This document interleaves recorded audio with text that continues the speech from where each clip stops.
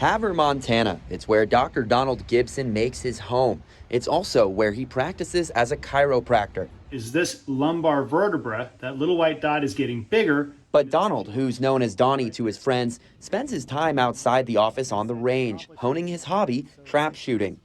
It's taken a lot of work, a lot of discipline, and again, a lot of work, and then a lot more work. I practice all the time, all the time. Gibson has re-immersed himself into shooting the last few years after initially discovering it in his youth. He's since competed competitively around the country. Gibson most recently partook in the Grand American World Trap Shooting Championships in Sparta, Illinois. What happened there still leaves him in disbelief. I still have a hard time believing the events that or what happened at the World Championships. It's still a little surreal to me. That particular day, I was really focused. Nothing else existed. Gibson took part in the high all-around competition, tasked with shooting 400 targets, 200 singles, 100 handicap, and 100 doubles. Sunday morning, when I got up, I went out and broke my first 100 straight, or my first perfect scoring competition ever. In the second half of the singles competition, shot the handicap event, and then went and shot the doubles competition, and broke my first 100 straight in competition in doubles ever.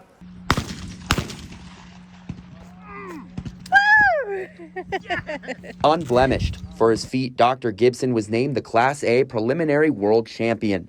To do it, at the World Championships, you know, the chances of that happening, it's like, I think, winning the lottery.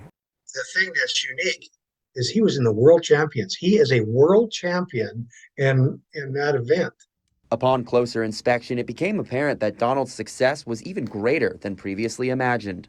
I was told that no one in recent history had ever accomplished that. Not one person had ever heard of that happening, that a beginning shooter was able to accomplish an event such as that. It's a success that vindicates all the work Don has put in.